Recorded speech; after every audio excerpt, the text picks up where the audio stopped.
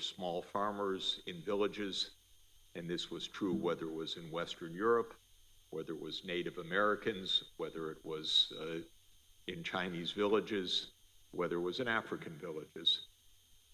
The population of the world was, from 1 AD onward, enormous in the Indian subcontinent and in China. And this meant that Asia was the center of gravity, if you would make that calculation of the world economy as well as of the world demography. More than that, China was the dynamic country of the world technology and many civilizational inventions, especially during the Song dynasty from 960 to 1279, till the Mongol conquests. The Song dynasty was a remarkable period of technological fecundity, of economic gain, of multiple fundamental inventions, from the use of the compass for navigation, paper currency, public administration, ocean navigation, movable type printing, and countless other inventions that changed the world fundamentally. So not only was China populous, but China was really dominant. And throughout much of Asia, and especially East Asia, it was China that set the civilizational patterns for what is today's countries of Southeast Asia and Japan and Korea. And this civilization, which was a Neo-Confucian civilization, was a remarkable achievement. At this time, we had the high medieval period in Western Europe, and some breakthroughs were starting, a lot of wars, by the way, and but Europe would have looked to any observer at the time as a taker of technology, a receiver of technology, not as a maker or giver of technology. And the technology came from the East in many directions, from the Arab world, from the Indian subcontinent, from China. There are some notable dates. The worst economic policy mistake in human history was made by China in 1434, when the Ming Dynasty decided to end ocean navigation and to scrap the fleet of Admiral Zheng He. Because China would have discovered the New World, it would have discovered the Americas, it would have created a world economy, but China was concerned, the court was concerned about the incursions from the north, not from the gains of ocean navigation, and the great fleet of Admiral Zheng was ended, and those were the end of the ocean navigations. The oceans were given over to the Europeans, actually.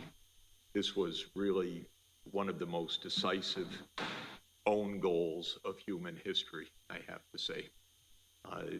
Now, the next date that's important is 1492, because as China vacated the oceans, Portugal and Spain filled the oceans using Chinese technology, by the way, the ocean navigation and the gunpowder, which all had come from China, to begin an age of navigation.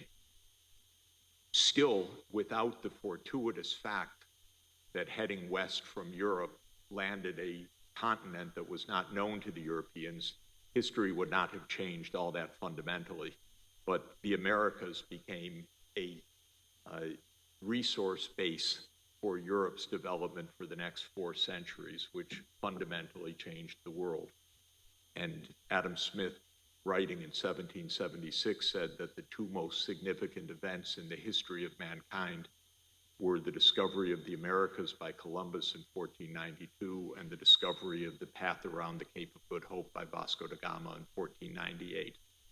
So that was a turning point. Still, Asia was dominant, but this little peninsula on the far west of Eurasia began to explore and ironically conquered the Americas, and that was by virtue of pathogens rather than any dominance, because the Europeans brought smallpox, yellow fever, malaria, and many other diseases, and wiped out the Native American populations by around 95%, and were able to conquer, therefore, two continents of massive resource base. So history began to change. The next date that I would suggest is fundamental is 1776. That's a very interesting year. 4 things happened that year. You know some of them. The most important was James Watt patented the steam engine in that year. A second decisive event was that Adam Smith published The Wealth of Nations. The third decisive event was that Gibbon published The Decline and Fall of the Roman Empire. And then there was something, a Declaration of Independence of some country also. All happened in that year. But the invention of the steam engine was a turning point as significant as 1434 and 1492, because though the steam engine had been invented by China, it had not been utilized by any scale in China. China had invented the steam engine about 700 years earlier. Watt improved the steam engine with a condenser, and Britain became the first industrial country. And this was very significant because in 1839, my next date, Britain invaded China in the First Opium War.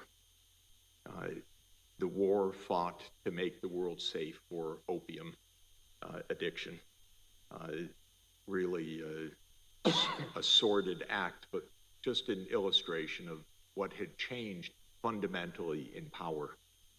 From China's dominance, now China was in defeat by the British, by a British expeditionary force from not quite halfway around the world, but was able to defeat the Chinese Ming or Qing, Qing Empire. Of course, I won't go into long history, but the defeats in the 2 Opium Wars was followed by the Taiping Rebellion and by probably the worst civil war perhaps in human history in terms of the human toll in the Taiping Rebellion. And China went from being an absolute great power to being a subjected country, and one that faced extreme poverty and hardship later in invasion by many imperial powers along the coast, and then the invasion by Japan starting in 1894, 95, and then in the 20th century. For me, the next turning point is 1947 and 1949, the independence of India and the independence of China. I think there's one key point in history, which is a colonized or imperialized country cannot achieve economic development or success because it is not in the interest of the imperial power to have success in its colonies. The interest of an imperial power is extraction. And so until independence came after this terrible 100 years, China and India were left behind, far behind economic development. So the next turning point in history was the middle of the 20th century when Asia began to recover. And if you look statistically, Asia had been around 60% of world output for 1,800 years roughly, from as much as one can measure this, from 1 AD to roughly 1800 AD. And then by 1950, it had declined to 15% or perhaps 20% of world output, though the population was still 60%. So the per capita income had collapsed. What we are experiencing now is the recovery of normality, not something outside of human experience, but actually the recovery of normality, because what was abnormal was that a small part of the world, the North Atlantic region, would so dominate the whole world. And that was by virtue of the technological advances, starting with steam engine, and then the militarization of those technologies, which led to a century of imperial domination by Western countries. This would have lasted longer, but the West fought two disastrous, bloody civil wars, World War I and World War II, and by the end of that period, it was, of course, morally, politically, economically, financially, militarily incapable of empire, and with some lagging battles, the countries found their way to independence. So Asia began to recover dramatically fast. And by around 2010, China was larger than the US economy in absolute size, measured in purchasing power terms, but not surprising because China is more than 4 times the US population, or was then. Now it's about 4 times the US population. And so naturally it would become a bigger country. 2 implications, and I'll stop here. One is that now that the whole world is industrializing, and we're going to have development everywhere. India was behind China by about 15 or 20 years, but now India is growing faster than China, is likely to continue to do so. Africa is going to grow faster than both India and China in the next 40 years because it's going to be catching up from farther back. And by the way, Africa right now has the same size population as China and India. All are 1.4 billion. But Africa will be the biggest by mid-century, by far.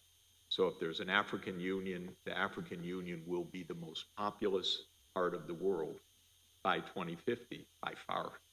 And it will be a dynamic part of the world economy also. So we're going to have lots of mindset changes in the years ahead. But there are 2 significant conclusions from this. One is mainly the United States has been shocked at China's rise. And I have to say to my Chinese friends, you didn't ask permission, you know? The US is supposed to be in charge. And now, without US permission, you became so big and powerful, and that is a bit unforgivable in the American mentality. The Americans cannot figure it out because they know no history at all, I'm sorry to say. We're doing our best as teachers, but we're not doing very well. So the idea that what's happened in China is a return to normal is ununderstandable. And this is why there's so much tension right now.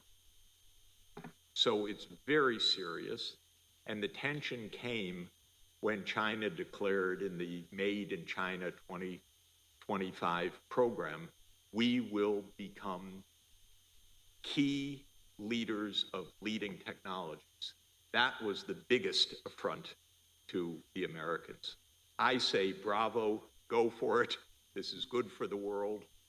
Technological advance anywhere lifts everyone, by the way, as long as it's not militarized and leads to destruction, but as long as it's used for human well-being. And by the way, Chinese technologies are already core to saving the world. Whether it's medicines like artemisinin or whether it's the lowest cost solar production, solar modules, this is Chinese technology and we need it. It's going to be critical for world well-being. But one thing is the tension coming with China's recovery. We need dialogue on this to understand it. So that's one part.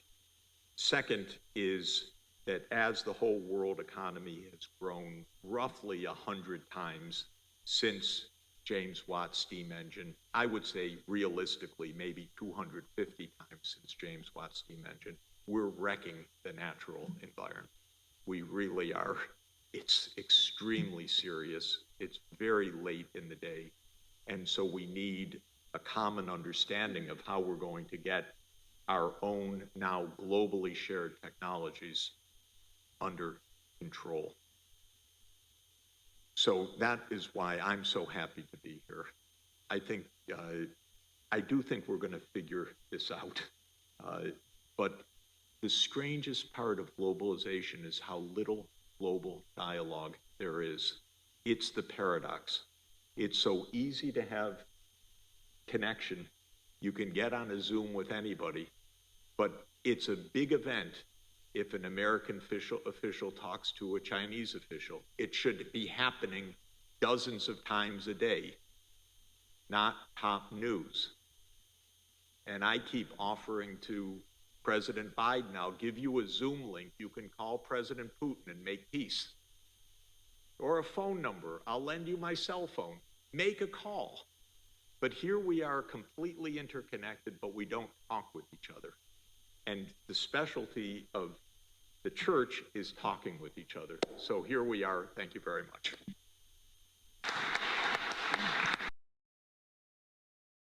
Of insolvencies. And we also need to avoid simply telling dozens of countries, you need to contract sharply your public investment and your social spending and so forth. So you effectively coming full circle from what, being the sort of from professing shock therapies, you are coming full circle into actually going against these sort of fiscal cuts in the country. No. Remember when I was advocating shock therapy, I was advocating that governments not print money or issue money in order to finance budget deficits. But I was constantly recommending that the international finance help the countries to avoid defaults or crises. One of the key pillars of shock therapy in Bolivia and Poland, for example, was a cancellation of the debts of those countries, the foreign debts. So I argued that to pay the foreign debts in Bolivia would have condemned the country to a rampant hyperinflation. And in the end, Bolivia's external debt to international banks was cut by about 90% at my recommendation. Similarly, in Poland, in that shock therapy, I recommended that Poland's debt overhang should be relieved. The debt that Poland owed, especially to its official creditors, should be cut very, very sharply, and that indeed happened. So I did not recommend simply austerity and contraction. I recommended always that the international counterparts, the creditors, play a role, a constructive role, a positive role in preventing crisis in the debtor countries. And in debt relief, regardless the potential risk of moral hazard debt relief depends on the circumstances. In the circumstances today, I'm not recommending cancellation of the face value of debts. What I am recommending is that one way or another, and it depends very much on the specific circumstances, that countries get the kinds of development finance that they need, even on a larger scale than now. And I'm talking about new debts on a long-term, low-interest rate basis so that these countries can continue to develop without going into default today. It's a tricky proposition for countries that have borrowed on the Eurobond market, governments that owe money right now. It may be that they have to say to the creditors, well, we need to extend the horizon for repayment under certain kinds of contracts where there are collective action clauses. This can be done fairly smoothly. And probably many countries are going to have to take that chance. When it comes to official credits that a government owes to a rich country government or to the World Bank or to some other international institution, I'm recommending a set of measures to make sure that the developing countries are getting more finance in fresh form than they are repaying on old debts. There are many ways to do that, but I'm basically saying don't print money. I've never believed in that because you just get high inflation, but rather let's get a financial solution that doesn't condemn the country to default or to bankruptcy or to extreme austerity. That's actually always been my policy recommendation since I started this approach in Bolivia in 1985. And is it achievable under the current circumstances when the US Fed is fighting a 40-year high inflation and has been pushing up interest rates higher to the unprecedented high for, let's say, several decades going back, because that's actually been increasing the debt load or debt gearing of and servicing costs, debt servicing costs for all the EMs or developing countries? It's going to be a close call for several reasons, but let me put it this way. Currently, the 30-year bond rate of the U.S. Treasury is about 3.2%, still quite low. The 30-year bond rate for German debt is still around 1%, actually. The 30-year bond rate for Ghana or for an emerging economy, if they can get a 30-year loan, is 10%. In other words, I am advocating a significant increase of official financing at interest rates that the Treasury or the German government or other Eurozone countries pay themselves. The real room for maneuver is that the interest rates paid by the high-income countries are still very low compared to what the emerging market economies face. What I'm suggesting, therefore, is a major expansion of funds coming from the World Bank, the European Investment Bank, the African Development Bank, the Asian Development Bank, that essentially can borrow on terms very close to what the US government or German government or Japanese government can borrow at, and therefore lend at quite low and long-term interest rates to emerging markets that, if they are left on their own, face horrendous terms that would drive them into default. And then we are back into the whole idea of the currently lack of cooperation will on the global level. We have to get back to... There you go. So I'm recommending to the G20 this approach. But is there a G20 even right now? Countries are barely talking to each other. The US and Russia literally are not talking to each other, of course. US and China barely talking to each other and cooperating on something as bold as avoiding a financial crisis. Somehow it's not going well. And for me, all through my career, even when I didn't understand it properly at the time, it has been determined by geopolitics. Will something work or won't it work? Because you need cooperation. If the cooperative environment is there, a lot can get done. If there is no cooperation, the chance for a contagion is very, very real. This, I think, is what we face right now. I have a last question on this topic. The ECB is facing a real difficult times and dilemma. Even, I mean, it's behind the tightening curve, launched by the Fed earlier in the season. What can ECB do to actually, put its policies back straight on the right course of sustaining that kind of development and preventing any global financial crisis, or maybe world financial crisis number 2 following 2008, 2009? Well, I think Europe is in an extremely difficult situation, not mainly because of the ECB, but mainly because of the war in Ukraine and the vulnerability on energy, obviously. Europe's already in a downturn. It could get quite severe in the coming months. My position on this is not popular in Europe among the politicians, but as I've emphasized, my position is that there is a negotiated way out of this. I don't believe the NATO line that, well, we're just going to fight till we defeat Putin. If that is the approach, I don't think it's going to succeed on the battlefield. And I also think that the consequences economically will become quite unmanageable.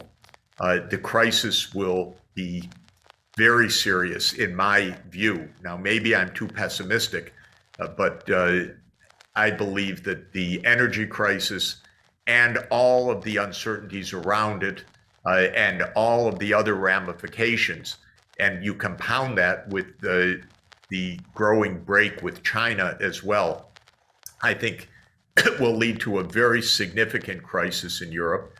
And since we see the politics are already quite unstable in a number of countries, including Italy, for example, where the Draghi government has just fallen, and who knows what will happen next with elections coming up.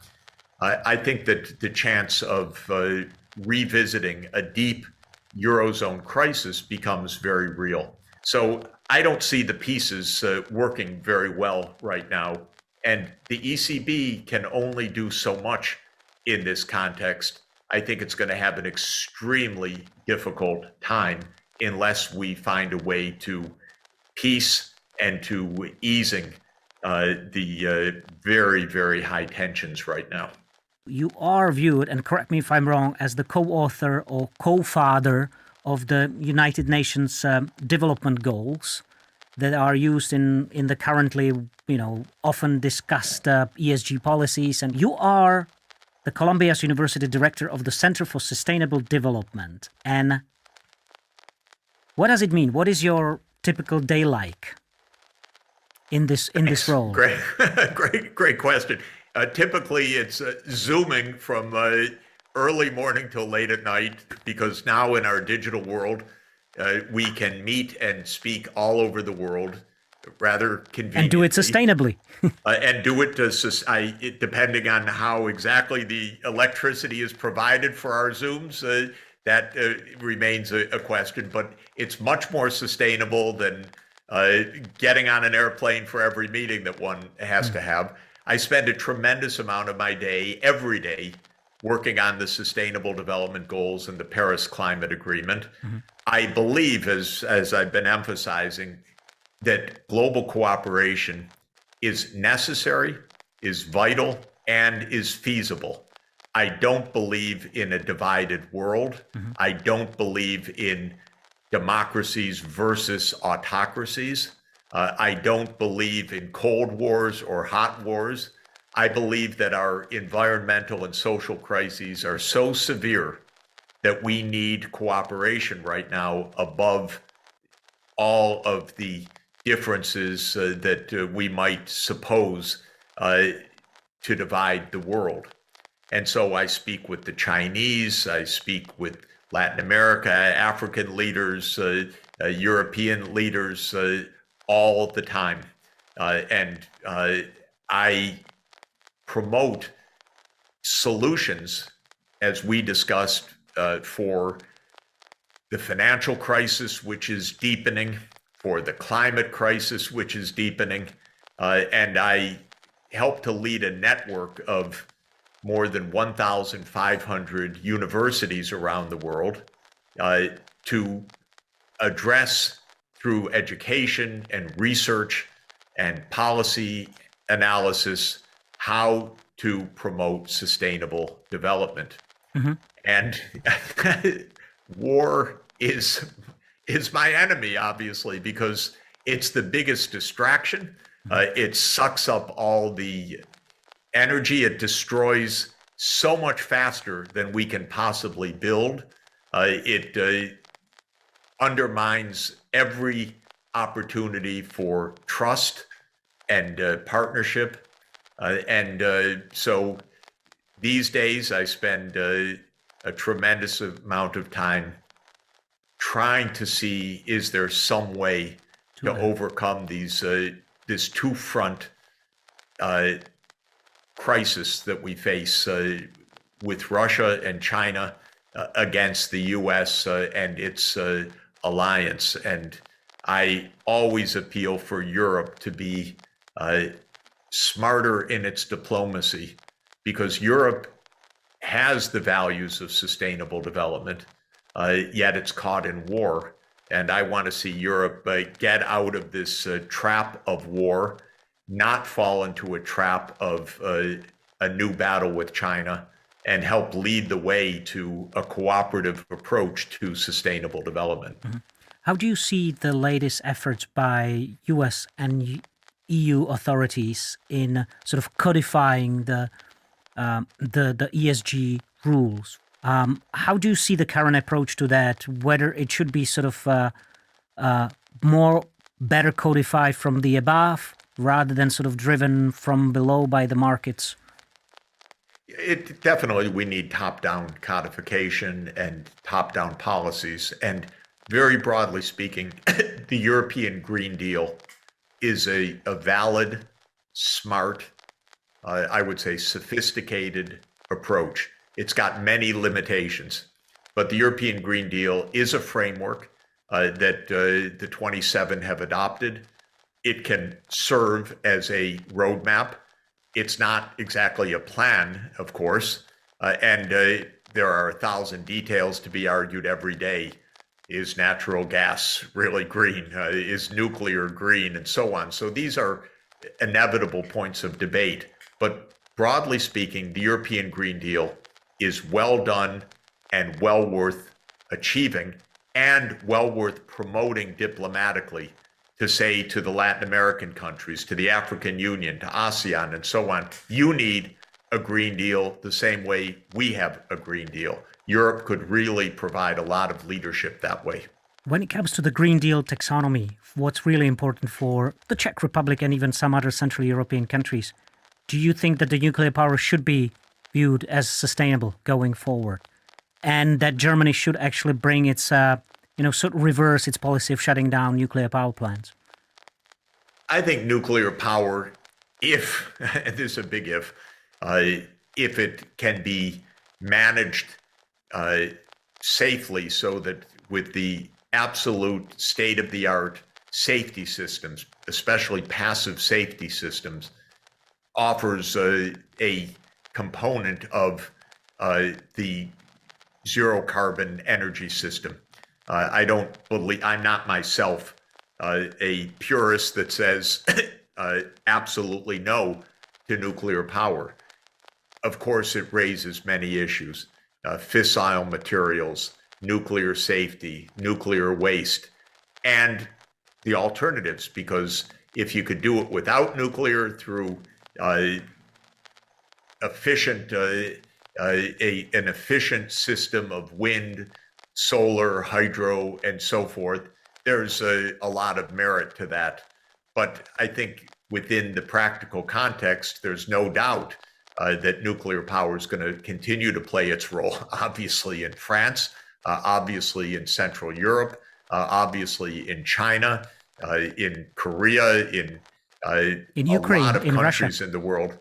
Well, in Russia and Ukraine, I would expect so also, absolutely.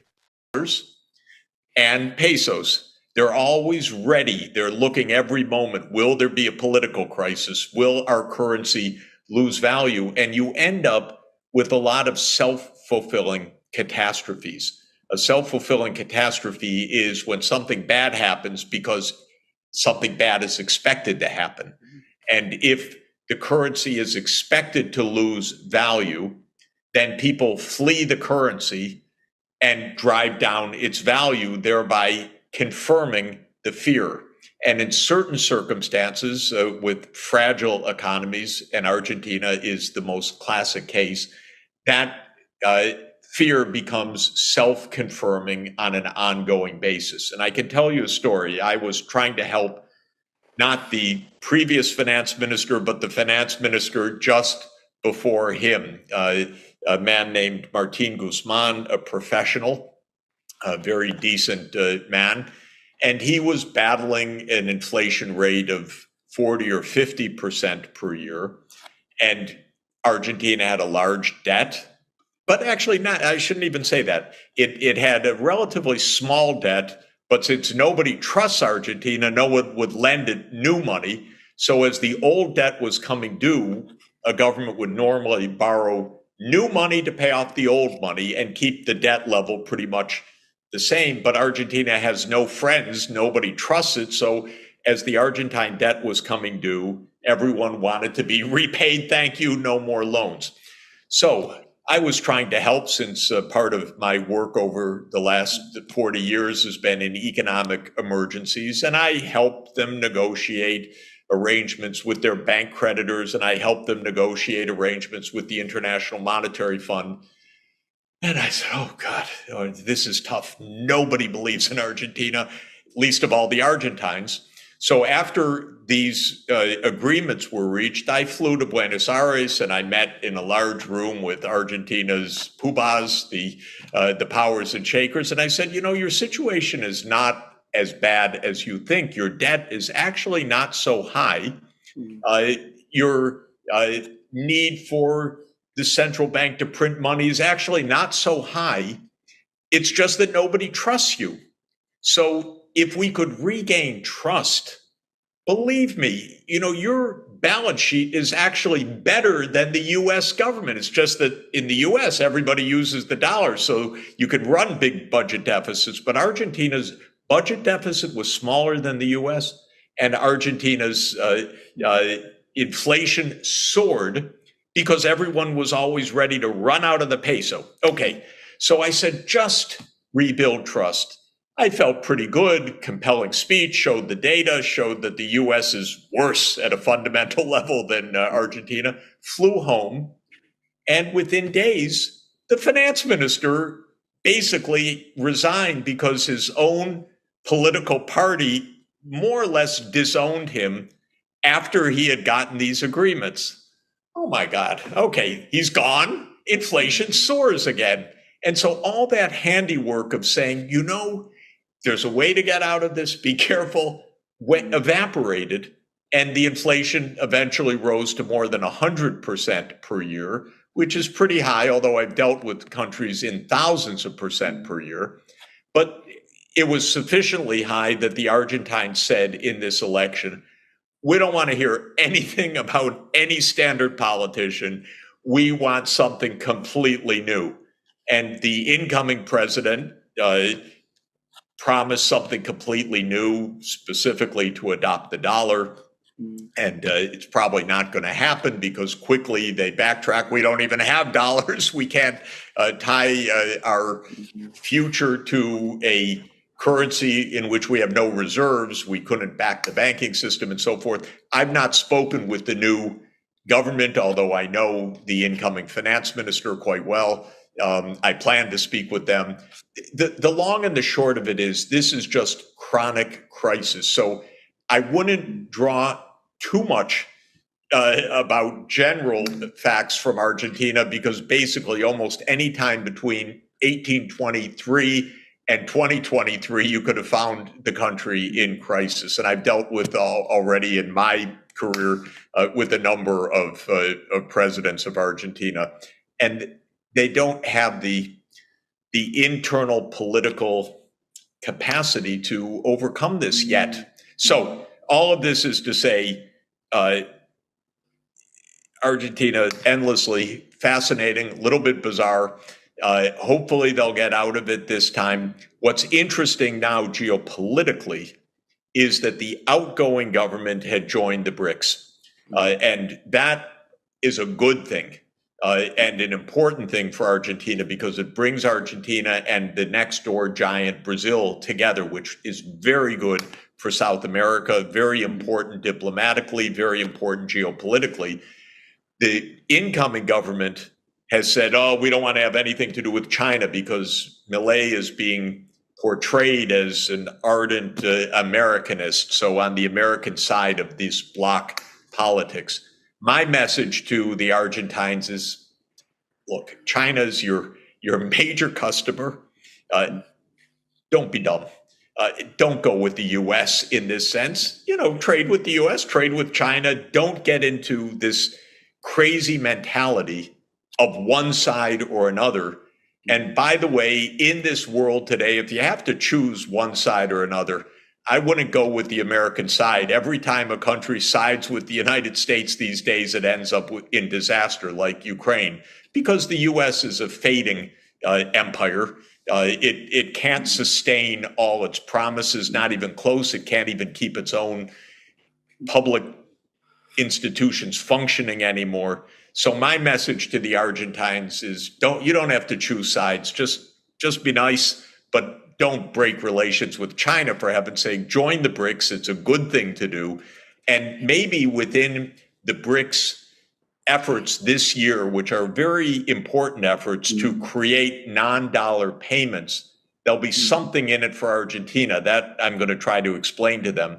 There really is some good news for Argentina in the fact that it won't just be the dollar in the world, that there will be alternative payments, and Argentina shouldn't close itself off from what's going to be an important new force in international monetary economics.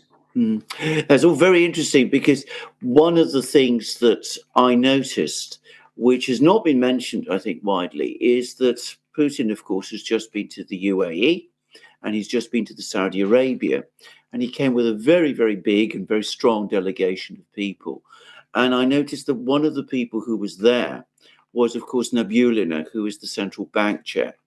And both Saudi Arabia, I didn't realize she was on the trip, but that is a very interesting part. It was interesting because I don't think it was announced, but there was a list of, you saw the picture of all the people in Riyadh, and they were all shaking hands. And one of the people who was there and who shook their hands was none other than Nabulina. So she was there. And of course, Saudi Arabia and the UAE are both joining the BRICS in a few weeks. So is Iran. The Iranian president has just been to Moscow. He's had discussions there with Putin. There's just been this announcement of this free trade agreement. And then at the same time, Putin gave this speech at an investment forum run by VTB. And a disproportionate amount of that discussion was about the financial architecture. He was saying that, in fact, that seemed to be the most important thing, that, you need to get the financial architecture right domestically in order to move forward. But he was also talking about the new financial architecture. And he said some very interesting things about how the existing financial architecture, which is Western-based, is becoming outdated and obsolescent, also in a technological sense. So you have Nabulina there in all of these meetings, and she's presumably talking about all of these matters. She seems to be very interested in them. And she's talking with the big oil producers. And Iran is also a big oil producer. And at the same time, you have all these discussions from Putin about financial systems. And I wonder whether this adds up. Yeah, the trip was absolutely fascinating, incredibly skillful of Putin at this moment. And it reflects actually three major geopolitical points, all, I think, rather ingeniously brought together. One of them is OPEC Plus, of course. OPEC plus Russia constitutes an enormous part of the hydrocarbons market of the world, and they do a lot of important business together in this, in managing the oil and gas market. So that's one part of the trip. Another part of the trip is clearly regional, which is the integration of Russia with Central Asia, with the Arabian Peninsula, with the Middle East more generally.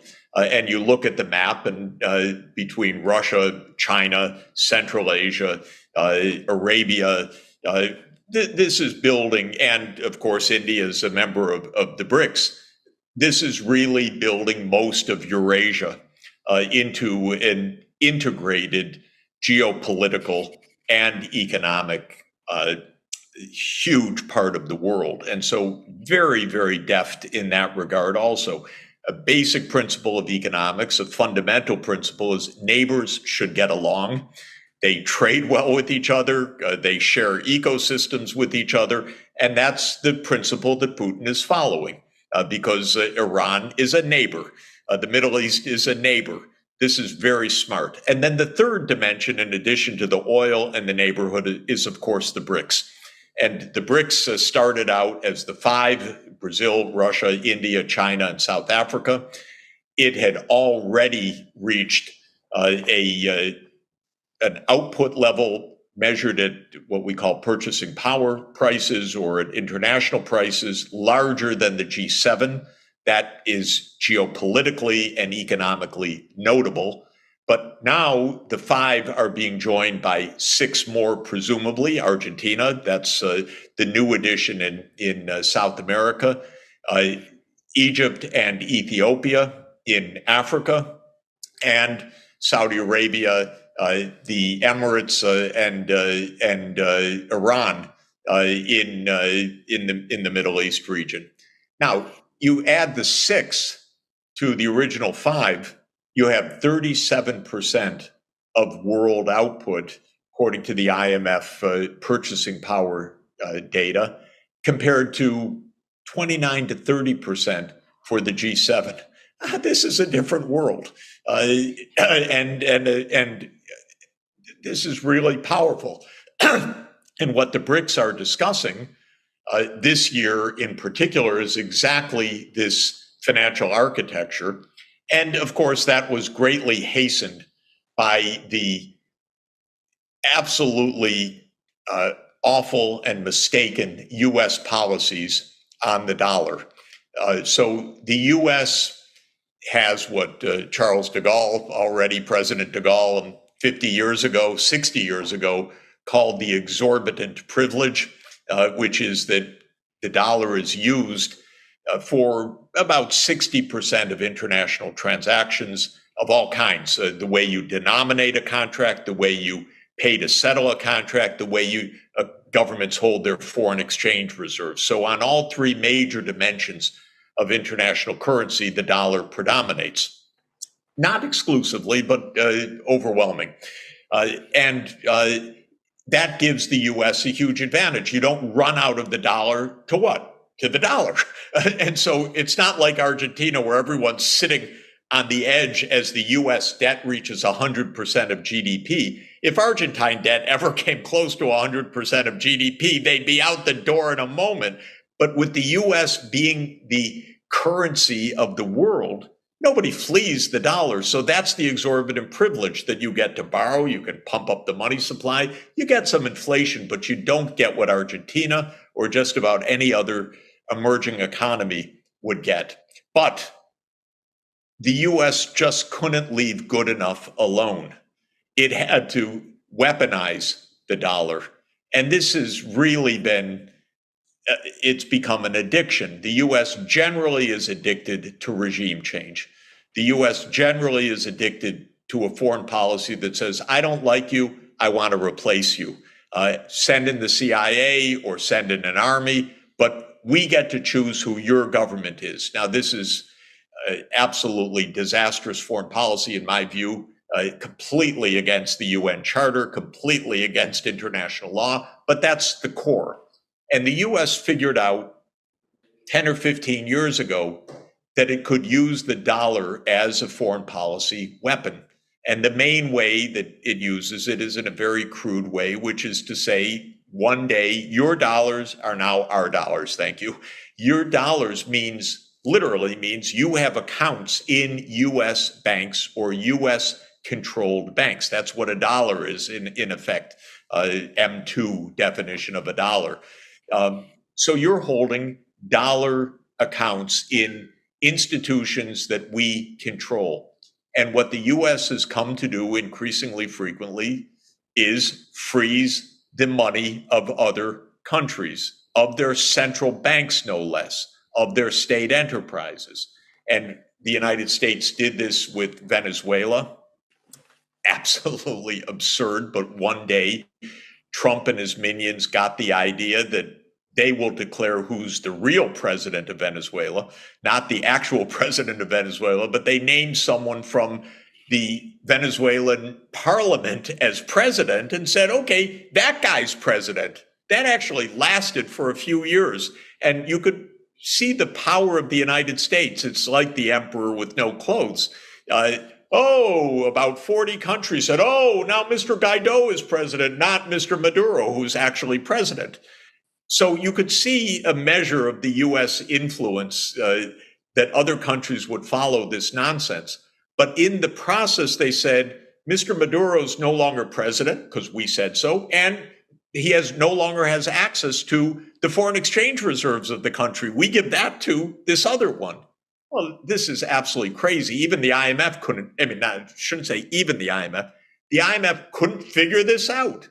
It doesn't have the gumption to say to the United States, that's ridiculous. So, no, we have a big issue. Who really controls the foreign exchange reserves? So these games went on for years. Of course, with Russia, it's much more serious than that.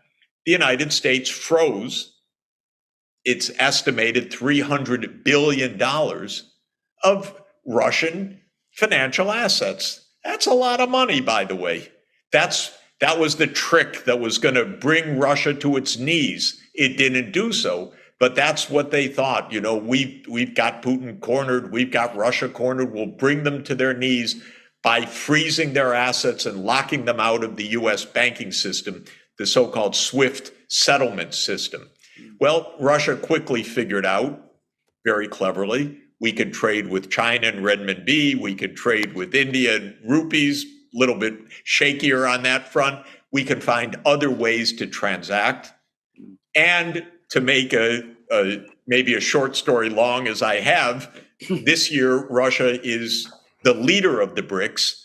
The BRICS summit will be in Kazan next October, I believe it is. And so Russia chairs the process, and it's chairing an expert group to come up with non-dollar payments. This is smart. And I kept telling my friends in the US government, don't abuse the dollar. It's going to go away. Because in monetary economics, the first thing you teach is the real economy is the real thing, what you produce, what the factories are. There are many ways to make a settlement, even barter, of course, but there are many currencies you can use. So don't think that your currency brings another country to its knees, because the other country's economy is the real economy. The ability to produce steel, the ability to produce weapons or artillery, the ability to produce automobiles or chips or whatever it is, or oil. And the United States misunderstood that, but really abused the privilege of the dollar. And the dollar will absolutely lose its role in centrality in the international payment system in the coming decade. In monetary economics, just to mention, all my colleagues look at history and say it's a long, slow decline of a currency. And the most famous case is the British pound, which used to be the core of the international monetary and financial system in the 19th century until basically the Great Depression. But the fact is, and so they say, look, the pound hung in there even after Germany was larger, even after the United States was larger, even after Britain's share of the world economy had declined. London remained the center of the international system. But it's not going to happen the same way with the dollar, because it's just too easy technologically to do things differently. And so we will have at least an international renminbi at a minimum playing a big role. And we could have a kind of BRICS, if not central bank, a BRICS monetary fund that serves the role of giving liquidity and credits among the BRICS countries in a way which will mean a non-dollar settlement system. Professor Sachs, just a few things. As a person in Britain, I can say that the long decline of sterling after Britain lost its hegemonic position in the world economy was an absolute disaster for Britain. You Yes. would not want to go through that process again. And by the way, it's quite interesting just to say the way it manifested. Of course, World War I was awful. The return to gold in 1926 overvalued Britain in the world economy. And Keynes wrote one of his most famous essays in 1926 called The Economic Consequences of Mr. Churchill, who happened to be the Chancellor of the Exchequer in 1926 that put this mistake into place. The 1930s were the Great Depression. World War II, of course, devastating. And the point is, by the end of World War II, Britain had basically gone deeply into debt, even with its own colonies, which became independent countries. And so Britain never quite got out of debtor status again. And it was a very, very heavy, long, painful period. Britain, the center of the world, going to the new International Monetary Fund for an emergency loan. I mean, unthinkable. But, the United States, can you imagine going to the IMF for a loan? It's not impossible. This is exactly what you're referring to. Absolutely, I remember it. I was in London, of course, when it happened. I can remember the Chancellor turning back at the airport. He had to rush off to Washington to raise funds. And of course, the fact that we had this currency, which was still an international currency, was doing immense damage to the British domestic economy, which I think people don't understand. So in some ways, it might actually be better for the United States, I would have thought, to go through it quickly than have it, drawn out in the way that it was with Britain. I'm not, by the way, saying that's going to happen, and I'm not making those points. But anyway, that's what I wanted to say. If it's a long process, it's a long agony. It's not based on the British experience. So, we will have non-dollar payments in the BRICS. That's clearly high on the mind, not only of President Putin, obviously, but also President Lula, who every day asks, and he's the chair of the G20 this year, as well as being a BRICS member. Why are we dealing with Russia in dollars, for heaven's sake? And he's very sensible, very logical. And we will move to new payments arrangements, and they will do just fine, thank you. That will be the real lesson. That's my dream of what the IMF would do. Of course, the US would go a little crazy, because the whole debate started with the US saying in 1944, we are the creditor nation, thank you. We will decide what gets lent. And that's what they told John Maynard Keynes in Bretton Woods, New Hampshire in 1944. And if you do know the geography of power in the world, 15th and Pennsylvania Avenue in Washington is the Treasury. 16th and Pennsylvania Avenue is the White House. 17th and Pennsylvania is the Executive Office Building of the President.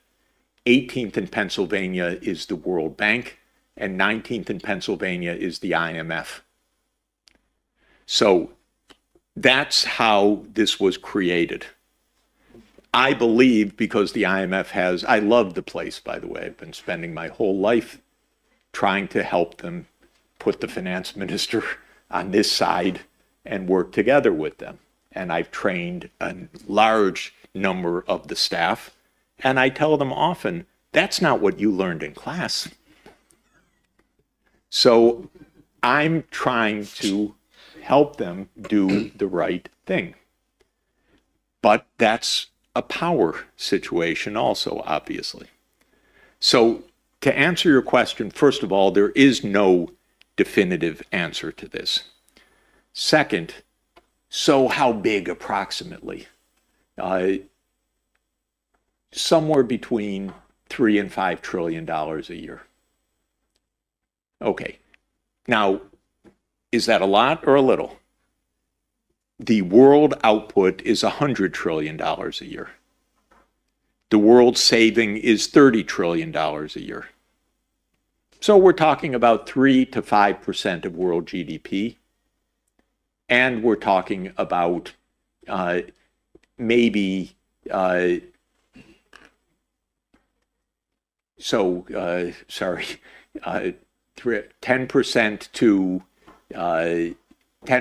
to 16.6% of global saving. Perfectly manageable. And saving isn't fixed, it could rise and so forth. So the gaps are not huge. They're quite manageable, given that these are our major global goals. And certainly the gaps for the poorest countries are not at all big. Maybe $1 trillion a year. And $1 trillion a year is 1% of world output. And if you gave me $1 trillion a year, I would be able to help every government get out of poverty. That would be enough to make investments, get all the kids in school, get health care for every person, get water and electricity connection for every person.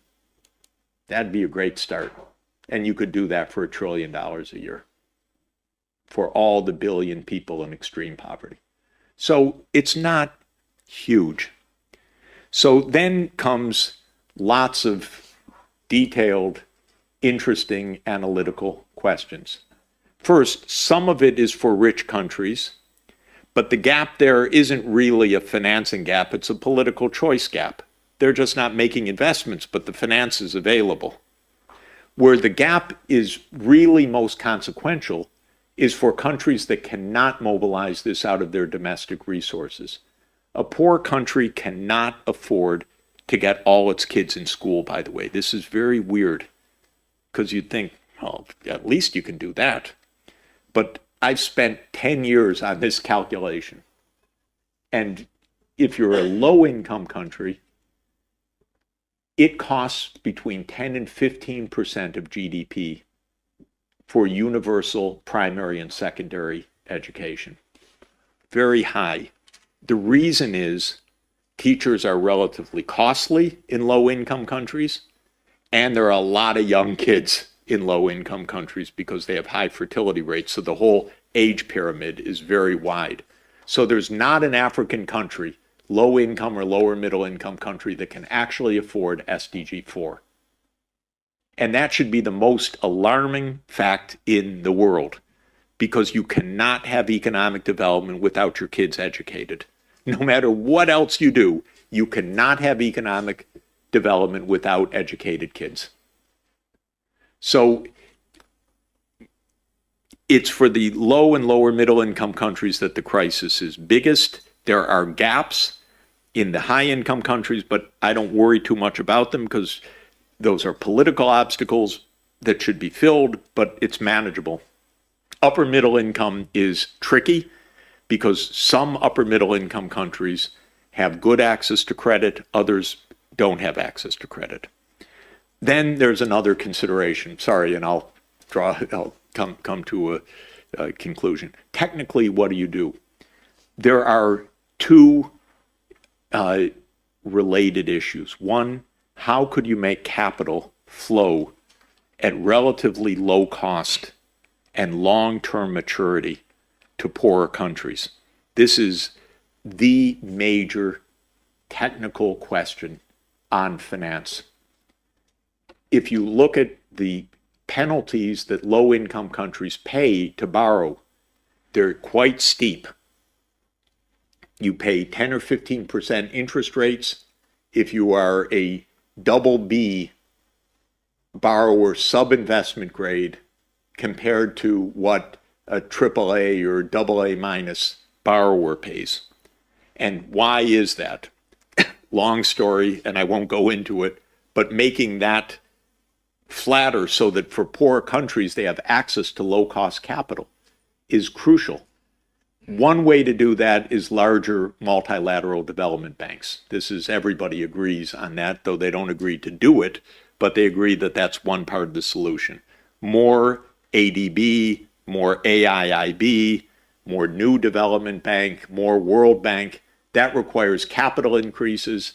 Capital increases mean larger voting shares for China. The United States needs to swallow, and Europe needs to swallow and get on with it. So that's one part of what needs to be done. The second part is to de-risk private capital flows. That's also a tricky set of issues. I'd say I got into that question 45 years ago as a graduate student, and it's still somewhat of a puzzle. It's a long story, but it's not impossible to do that. There's one more dimension, and because also you're from the Russian Federation, I want to mention it, and that is that there's an intrinsic link between global finance and global monetary arrangements. And global monetary arrangements mean how we settle trade. And we are, of course, in a largely dollar-based settlements system. So the monetary system is largely dollar-based, not exclusively, but about 60%. And the United States, unfortunately and unwisely, weaponized the dollar-based payment system starting about 15 years ago by seizing assets, including Russian assets recently, the $300 billion seized in 2022, but also Iran, North Korea, Afghanistan, Venezuela, and a number of others. To my mind, this is a completely unacceptable and self-defeating policy. It's cheap because the President of the United States can do it with a stroke of the pen. You don't have to ask Congress, you don't have to ask the public, you don't have to ask the UN, you don't have to ask anybody. To my mind, it's blatantly illegal and absolutely practically unwise. Because why would you use dollars if the US is going to take them away from you when they don't like what you're doing? The idea of payments is that they're reliable, not that they're political. So this is why the BRICS countries, especially under Russia's leadership this year, are negotiating non-dollar payments. And I support this entirely. But I also say to the US Treasury all the time, don't confiscate other people's money. It's not a good policy. It's not going to work. And the idea, by the way, of grabbing Russia's $300 billion for Ukraine is so illegal you don't even know where to start. But these are politicians. They're not lawyers. They're not diplomats.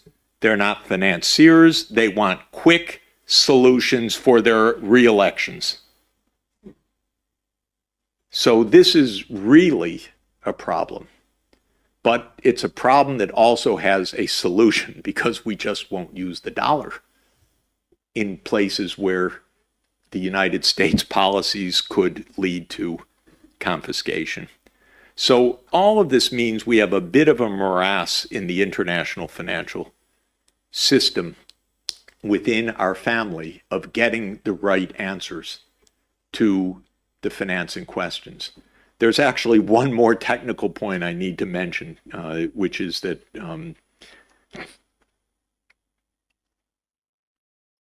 the IMF and the World Bank have what they call the Debt Sustainability Framework, or DSF.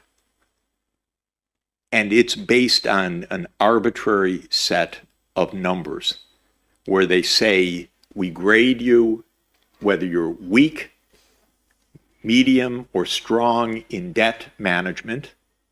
And then based on your ranking, we give you a ceiling of gross debt to GDP. And the ceiling is no more than 30% debt to GDP ratio if you are a weakly governed country. This is a death certificate. This is not economic policy. Why? Because if you're a poor country, it means almost by definition you don't have electricity, you don't have paved roads, you don't have digital access, and your kids aren't in school. So what the IMF and the World Bank are telling you is stay that way. Don't bother us. Don't borrow because you might get into debt trouble. But if you don't borrow, you won't have electricity, schools, or anything else. They don't have an alternative solution for these countries. So they're telling the countries, don't borrow.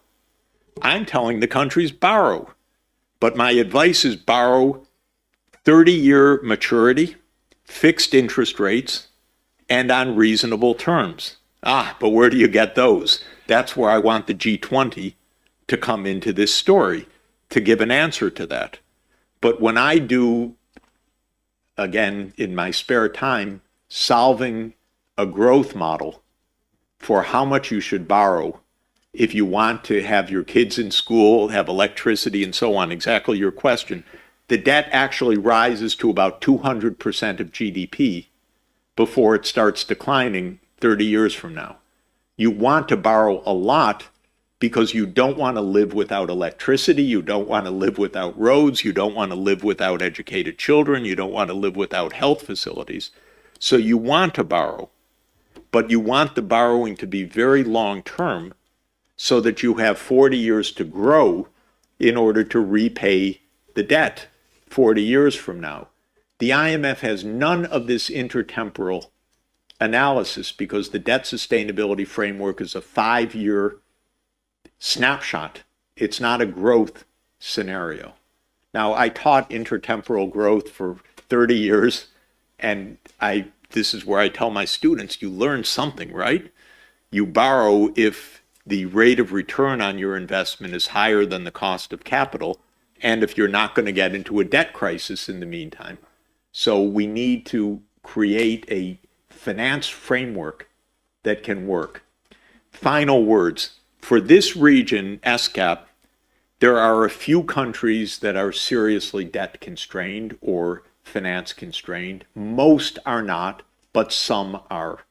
For Africa, it's pervasive. The whole continent is debt constrained right now. So that's where the most serious problems are. Within this region, you have the means to solve the problem because this is a high saving region. And China has a saving surplus. That's why initiatives like the Belt and Road Initiative are wonderful. And they should really be encouraged. But the advice I give to China is when you lend for the Belt and Road Initiative, lend for 30 years. Don't lend for 10 years or 12 years. You will be disappointed and your counterpart will be very disappointed because they'll get into debt crisis. And that's what's happening right now. Not that China set a debt trap, that's propaganda. China didn't set a debt trap, it just set a maturity structure too short. And so when I speak to the Chinese finance authorities, I'm telling them 30-year loans. And nobody thinks ahead more than China. So China needs to do the same thing of looking at a 30-year perspective, and especially for the poorer countries, give much longer term loans. And for the rest of the US, unfortunately, is not a net savings surplus country, it's a net debtor country, so it can't offer much in finance anymore. But the capital markets could offer more, and we need to tap that. Sorry for the long-winded answer, but very good question, important question. Smaller than the BRICS countries in economic size, which is Brazil, Russia, India, China, and South Africa. So we really are, in fact, in a multipolar world, but in ideology, we're in a conflict. But Jeffrey Sachs, I wanted to ask about that. You mentioned the BRICS. The BRICS Bank that is now in China, and President Lula has named Dilma Rousseff as the head of the BRICS Bank. It's important in terms of this multipolarity in the world economies. The potential for even the creation of alternative major currencies to the dollar as a result of the BRICS alliance. The impact of that on world affairs.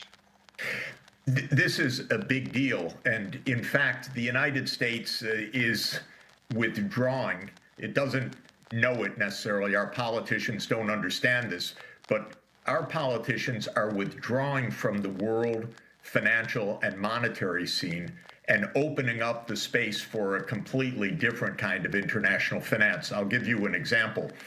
The U.S. was the creator of the World Bank, but now the U.S. Congress won't put new money into the World Bank. And because of that, the World Bank's actually a quite small institution. It's got a big name, but it's a quite small institution in the financial scheme of things. The U.S. won't put more money in. The Congress says, no, why should we waste our money internationally and so forth? And you get a lot of hubbub about that. So China and the rest of the BRICS say, okay, we'll make our own development bank. And they established the new development bank, or sometimes called the BRICS Bank, based in Shanghai. And that's just one of the institutions that is really changing the scene. There's the Asia Infrastructure Investment Bank, AIIB, based in Beijing, in fact. There is, as President Lula said, and it's happening also in the context of the Ukraine war, a move away from the use of the dollar, which the United States has thought, well, that's our ace in the hole. You know, that is our ultimate hold on things, because we can use sanctions, we can use our financial control to keep other countries in line. But other countries are saying, not so much. We'll trade in renminbi, we'll trade in rubles, we'll trade in rupees, we'll trade in our own national currencies. And they're quickly setting up alternative institutions to do this. The United States doubles down. We will confiscate your reserves. We will, if you don't follow. And the other countries are saying, you know, if you want to go through the UN and get really multilateral rules, we're with you. But if you want to just impose the rules, we won't follow along. And so we have this very funny expression called a rule-based international order. The United States government uses it every day. But what does it mean? Who writes the rules? And what most of the world wants, in fact, is rules written in a multipolar or multilateral setting, not rules written by the United States and a few friends and allies. I wanted to ask you, you've been an advisor to the United Nations for quite often. The issue of how much longer the permanent members of the Security Council can keep the number to 5, because clearly Brazil and other countries of the global south have been saying the UN needs to be reformed. And countries from Latin America, specifically Brazil and Africa, should have representation on the UN Security Council, permanent members. Yes, you know, the P5, the permanent 5, which is the United States, China, Russia, France, and the United Kingdom, was the World War II victor group in 1945. They wrote into the rules of the UN, incidentally, that they would be the permanent Security Council members and have a veto over any change in the UN Charter. So it's really a group that gave itself power that the other 188 countries of the world look on and say, what is this? We need change. I would say the country that is most amazed and frustrated by this, in fact, is India. India is now the most populous country in the world. The United States has 335 million, roughly, in the population. Britain, France, roughly 60 million. India, 1.4 billion, not on the Security Council, a nuclear power, a world superpower, the president of the G20 this year, really not happy about that. Brazil, the largest economy of South America, similarly not on the Security Council. So this has been an issue for more than 20 years. the P5 in various ways have blocked particular countries, but added up, the P5 have said, you know what, this is our club. We want to stay as the permanent five. But I think as we really face the reality of it's not just a post-US dominated world, but actually a post-Western dominated world, because it was the US as the dominant power among the so-called West, which means the US, Britain, European Union, and honorary Western membership, Japan, let's say. But we're post-Western as well as post-US in dominance. And these international institutions will need to change, or they won't function in the 21st century. And if they don't function, it's actually a disaster for us. If they didn't exist, we'd have to make them because we need them to function. So we also need to renovate them. I wanted to talk about China negotiating these various agreements. Let's turn to Brazil's President Luiz Inácio Lula da Silva, speaking before his meeting with Chinese President Xi Jinping. What does Putin want? Putin can't keep Ukraine's territory. Maybe we don't even discuss Crimea, but he will have to rethink what he has invaded. Also, Zelensky can't have everything he wants to demand. NATO will not be able to set itself up at the border, so this is something we have to put on the table.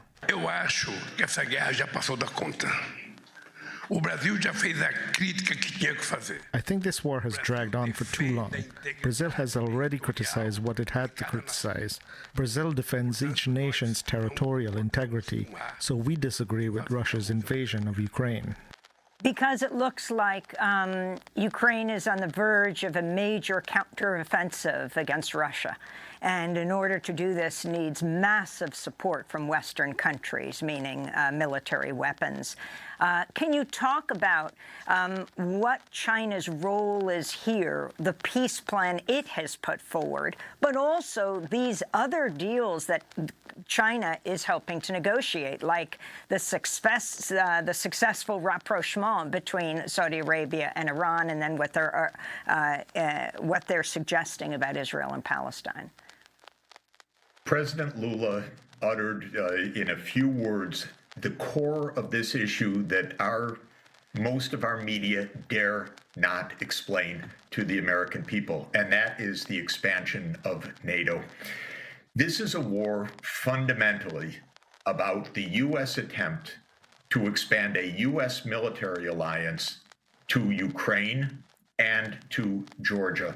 Georgia is a country in the Caucasus, also on the Black Sea. The U.S. strategy, going back decades, has been to surround Russia in the Black Sea, with Ukraine, Romania, Bulgaria, Turkey, and Georgia, all NATO members surrounding Russia and its naval fleet in the Black Sea, with a naval fleet that has been the Black Sea naval fleet of Russia since 1783. Russia has said, this is our red line, and it has said that for decades. And it said this clearly in 2007, before George W. Bush Jr. had I'll call it the harebrained idea to announce in 2008 and force NATO to announce that Ukraine will be a member of NATO. And this is what President Lula was saying, and what President Xi Jinping of China has been saying. We can't have a war that is essentially a proxy war between Russia and the United States over the expansion of the U.S. military alliance right up to a 1,200-kilometer and more border with Russia, which Russia views, and I would say understandably views, as a fundamental national security threat to Russia. Keep some space, keep some distance. That's President Lula's meaning. That's what China means when it says in its peace plan, we want a peace plan that respects the security interests of all parties. What that is code word for saying, make peace, end the war, but don't expand NATO right up to the border. The American people have not heard an explanation of this all along. it's shocking to me because as a close observer of this for 30 years, this has been the casus belli. And yet our newspapers won't even report the background to this. But this is why China, South Africa, India, Brazil are saying we want peace, but we don't want NATO expansion as the meaning of so-called peace.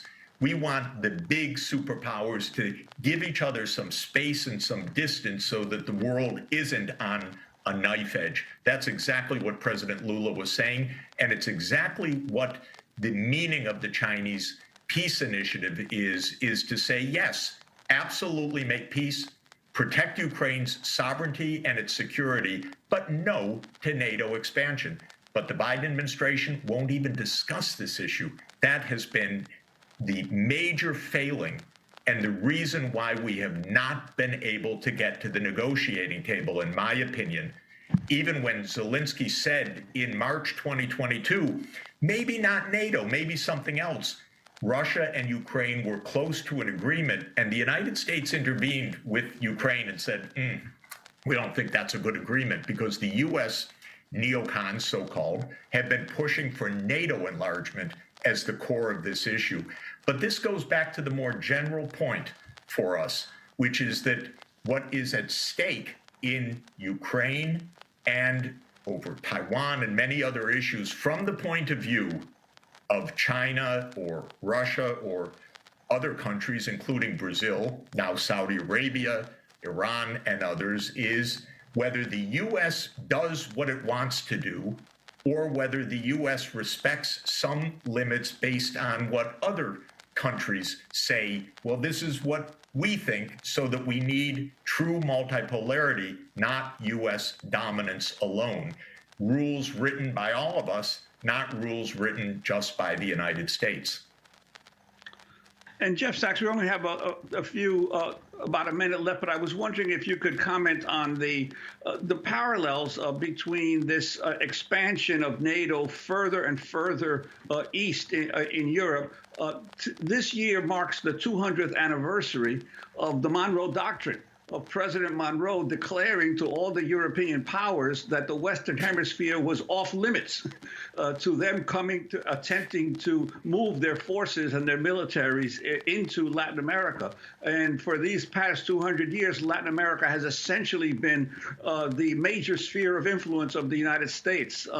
And yet here we are saying that Russia has no right to declare that its immediate the countries immediately its borders cannot welcome in NATO troops.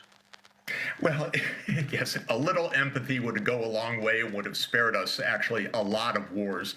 But for Americans, it would be useful to think, suppose Mexico made a military alliance with China.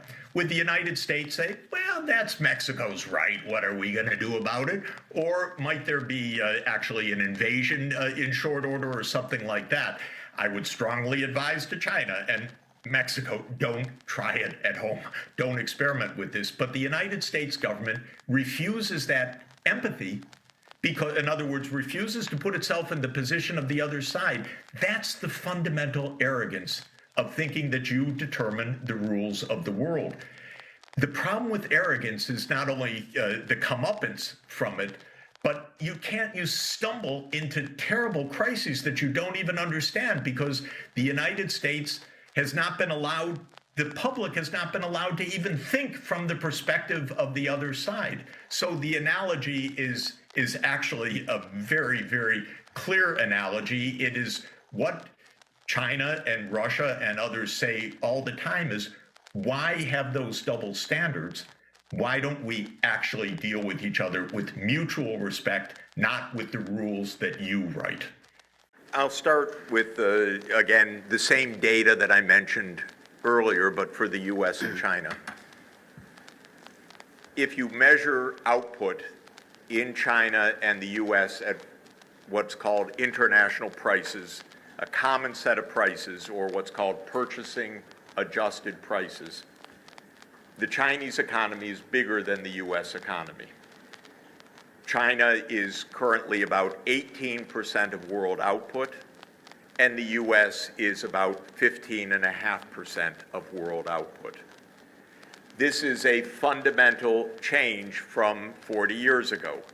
In 1980, the U.S. was about 21% of world output, and China was about 2.5% of world output.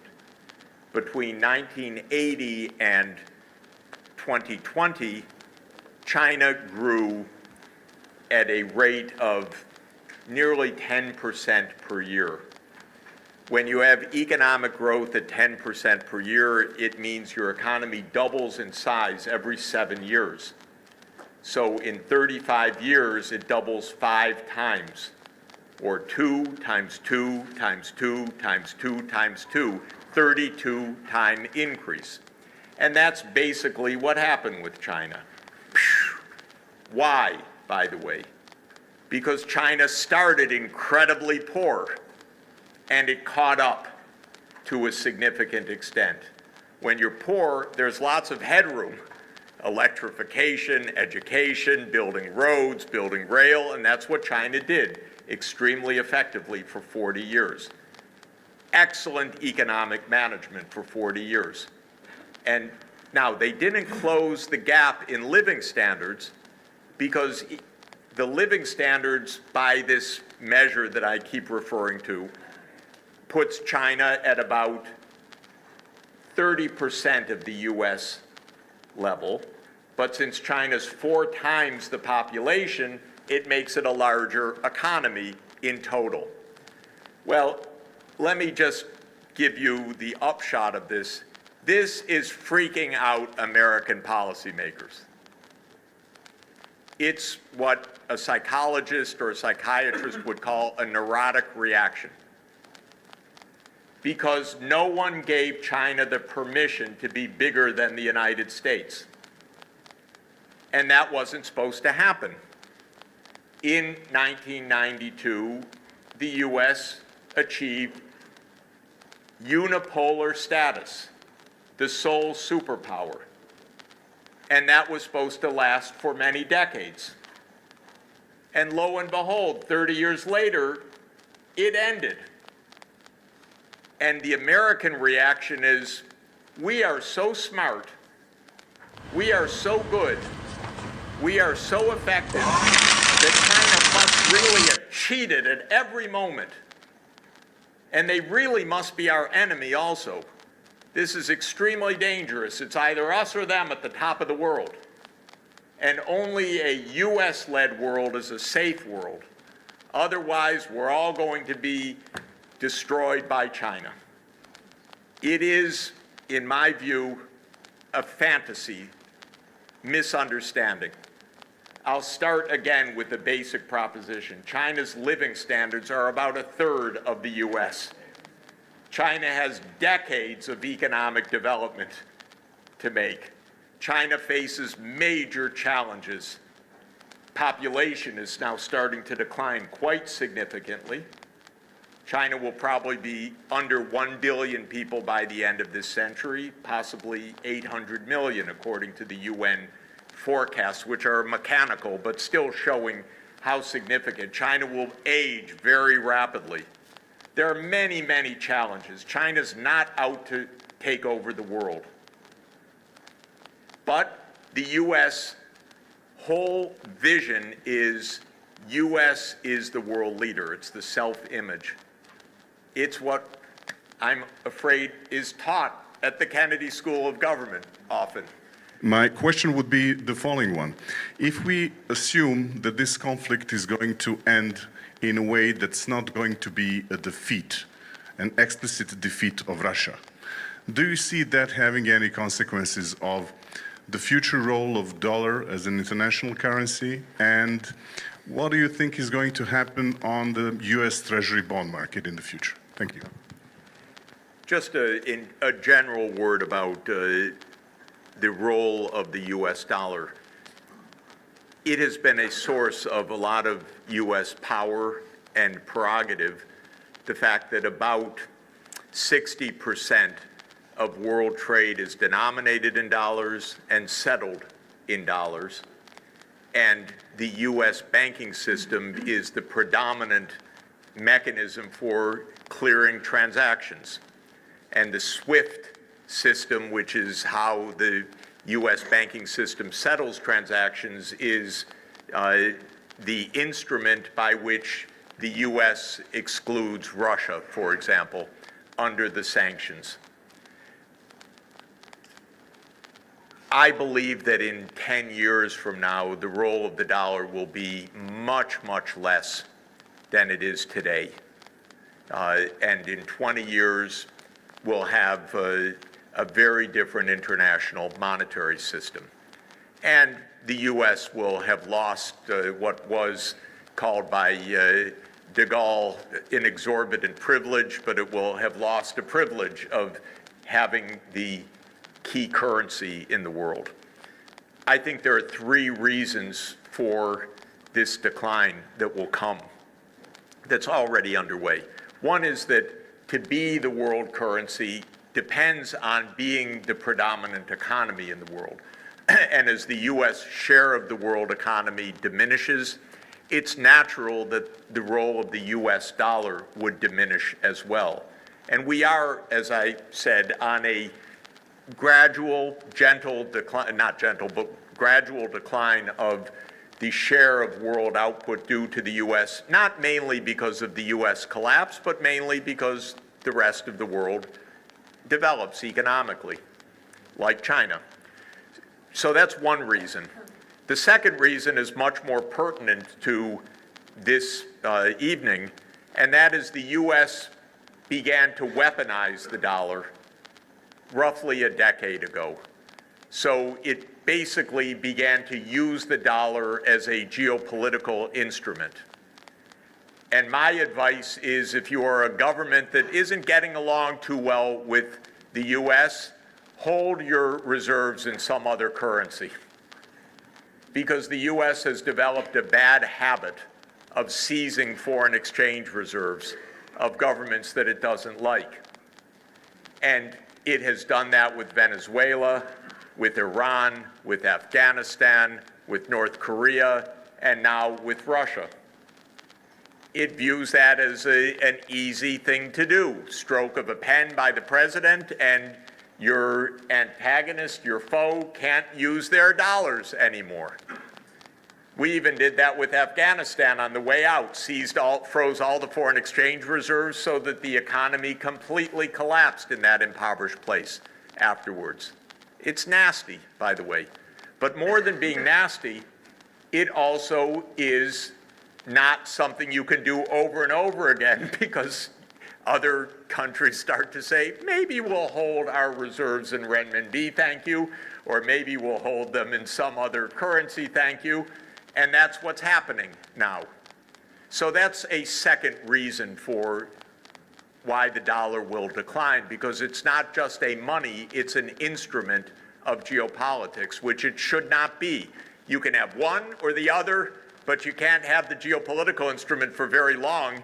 You won't have the key currency anymore. And the third is technological. I think that transactions will not be settled through commercial banks in the future in anything like the way they are now, because we will have digital central bank currencies, and we don't need the commercial banks in the long term to settle our transactions. Probably the digital renminbi will be a first digital currency, probably for use within China, but then it will start to be expanded internationally. Several other central banks will make digital currencies. This is quite different from crypto. Crypto is you have an electronic account that's nonsense and you think it's going to hold value. It's every day I wake up, sorry to say if you're Bitcoin lovers, every day that Bitcoin has any value at all, I think the world's still crazy. So Bitcoin has no intrinsic value, and it's not a legal reserve currency for anything, and it's not a legal means of payment, and it's not a national fiat currency which can at least settle your debts internally. It's unbelievable that people spend money for this electronic cipher. And this arrest of this kid in the United States should tell you this is a little crazy. But what I'm talking about is something else, which is a central bank currency, because a digital central bank currency is just a means of clearing payments rather than writing checks like we used to do, or even making electronic ledgers through Venmo we use in the United States and so forth, whichever e-wallet system you use. The central bank can do that, actually. And I think that we'll go to that kind of settlements. And so the U.S. ability to say, we're going to cut you off from SWIFT, so what? So I think in 10 years or 15 years from now, it'll be quite a different international monetary system. And my question is, what is your vision of the role of Russia in the future in the conflict of U.S. and China? Thank you very much. The role of Russia in the conflict between the U.S. and China. The role of Russia in the conflict. Yes. Look, basically,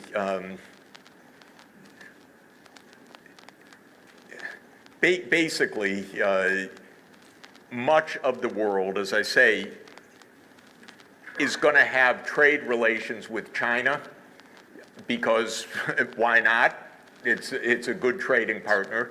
And China will be the world's main trading partner for a significant majority of the world. And Russia is among them, and physically being neighbors so that Russia can make gas and oil pipelines and provide other raw materials which China doesn't have, makes them very complementary economies. And since the U.S. has designated both of them as enemies, it makes them natural allies. We did the one thing that Zbigniew Brzezinski said never do. Zbigniew Brzezinski was, the geopolitical strategist who in 1997 said how important Ukraine was for this geopolitical competition. But in his book, The Global Chessboard, he says, well, this will be the geographical pivot of Eurasia, but the one thing the United States must never do is drive China and Russia together. And then he says, but this is very unlikely to happen. And so, it's the U.S., you shouldn't declare enemies this way. It doesn't even make sense on your own terms of your own geopolitical competition. And that was Nixon's idea of triangulating between Russia and China, or Soviet Union and China, during the Cold War period. But we did what we were told, that will never happen because it's such a bad idea. So right now, that is a friendship without limits, as they say, because the U.S. is targeting both of them. And the U.S. is talking the European Union into more and more of an anti-China policy. And I just can't believe it that Europe would fall for this. Because Europe, absolutely for its prosperity, needs a good relationship with China. And for a long time in the future, China will be a neighbor of Europe in Eurasia.